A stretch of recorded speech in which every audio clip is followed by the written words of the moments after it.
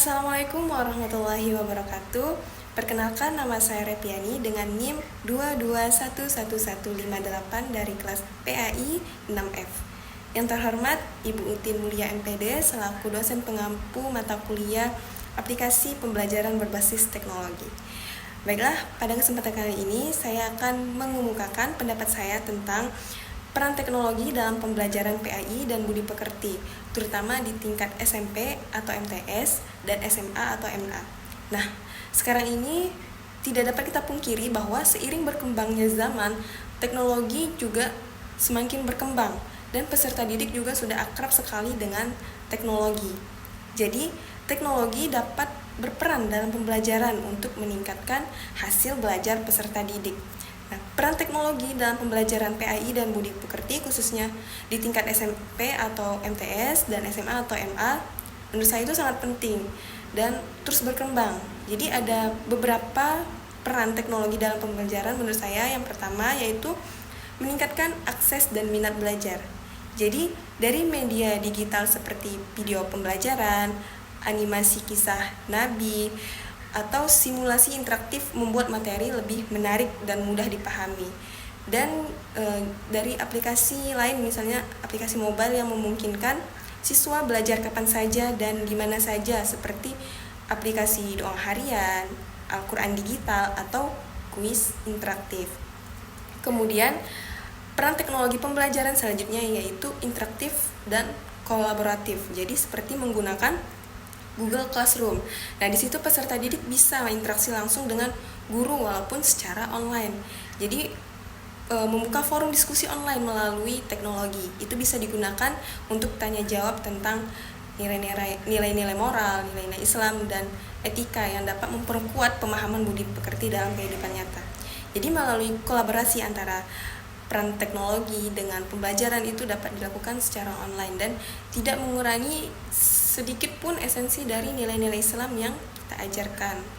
Kemudian seperti yang kita ketahui bahwa peserta didik SMP dan SMA itu tingkat berpikirnya mulai tinggi berbeda dengan anak SD. Jadi mereka sudah terbiasa mengelola teknologi dan menganalisis materi melalui aplikasi-aplikasi pembelajaran.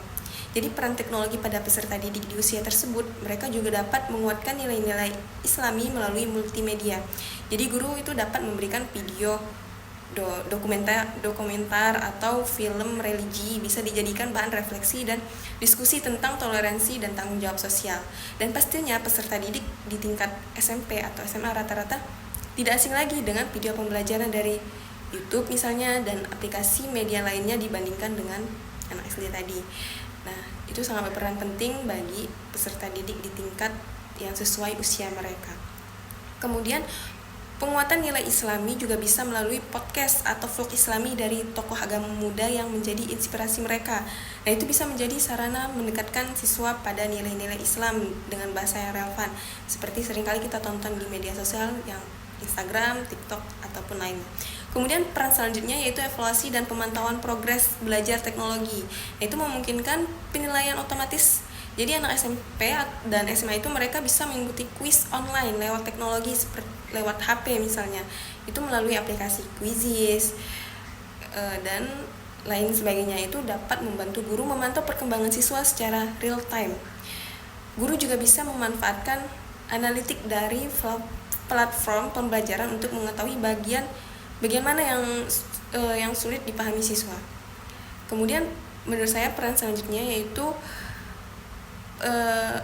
penguatan karakter lewat media sosial. Jadi anak SMP atau SMA itu bisa diajak untuk membuat konten positif di media sosial sebagai bagian dari tugas PAI dan budi pekerti. Misalnya membuat kampanye atau kampanye anti bullying. Nah, dari berbagai kutipan hadis atau cerita inspiratif tentang empati dan nilai-nilai Islam.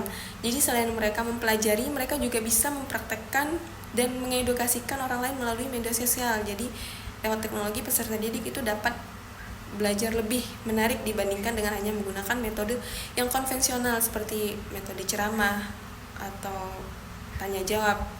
Nah, itu tadi menurut saya peran teknologi dalam pembelajaran PAI dan budi pekerti di tingkat SMP atau MTS dan SMA atau MA. Jadi ada 5 peran tadi, yaitu meningkatkan akses dan minat belajar. Kemudian peran yang kedua yaitu pembelajaran interaktif dan kolaboratif.